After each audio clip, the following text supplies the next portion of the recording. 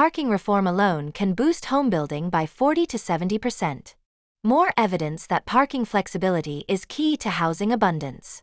Making parking fully flexible could unlock more new homes than other land use reforms combined, according to new research out of Colorado that modeled how multiple policies would impact economic feasibility for new housing projects. The findings add to a growing body of evidence that making off-street parking optional is a small policy change that can lead to an abundance of new homes. Even though all the buildings modeled in the analysis voluntarily included parking, allowing homebuilders to create less parking made the biggest difference. In fact, building at lower home-to-parking space ratios than what Colorado cities currently require could result in 40 to 70% more homes than are feasible to build today, the study found. Requiring more parking than the market demands leads to inefficient outcomes. Researcher Ian Carlton explained.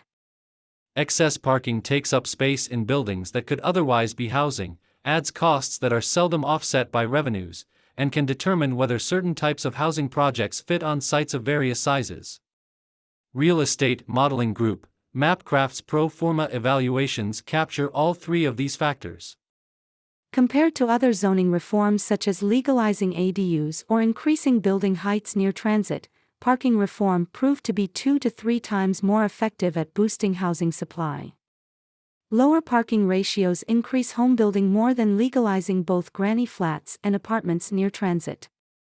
The analysis, done by ECA Northwest and Mapcraft, looked at 19 counties across Colorado, representing about 90% of the state population and where nearly all future population growth is projected to occur.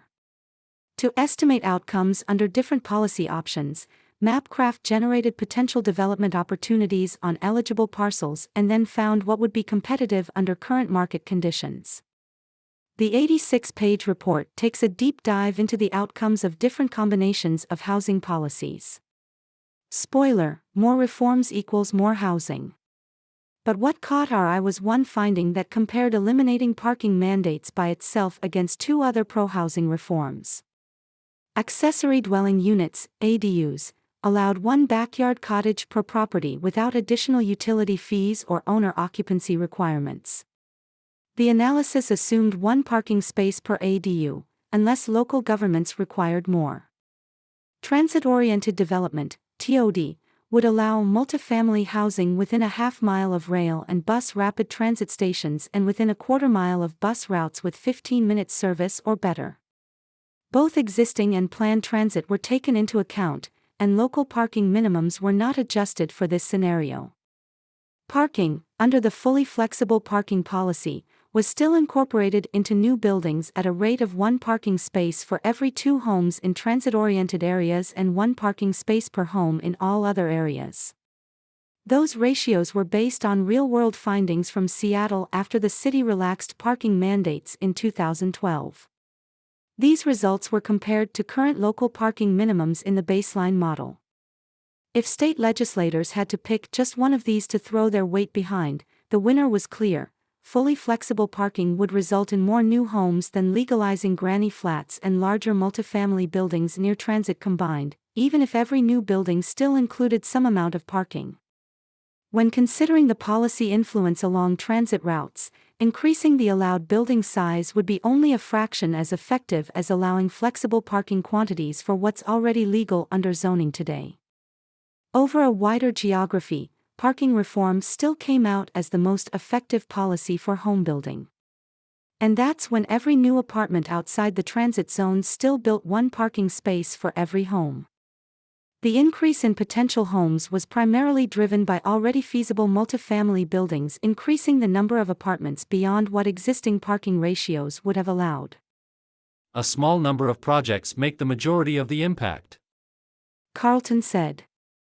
Sightline has reported on builders around the Pacific Northwest doing just that.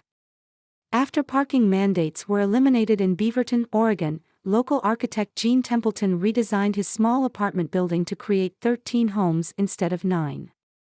In Bellingham, Washington, the first new building permitted since mandates were repealed in Old Town, now unconstrained by the size of the parking lot, was designed with twice as many homes than would have been allowed before. Larger studies from Buffalo and Seattle after parking mandates were relaxed found that parking reform had a wide impact on the housing market. They showed that 60 to 70% of new homes in multifamily buildings ended up using the new flexibility, with those buildings providing more homes per parking space than previously allowed. The study suggests that many buildings around Colorado might do the same if permitted to. When given the option to maximize housing projects for actual housing instead of parking, buildings ultimately get more homes, become more financially feasible, and have a better chance of actually getting built. The research unveils a simple yet powerful truth: to unlock more homes for all our neighbors, the most effective policy is simply to allow less pavement.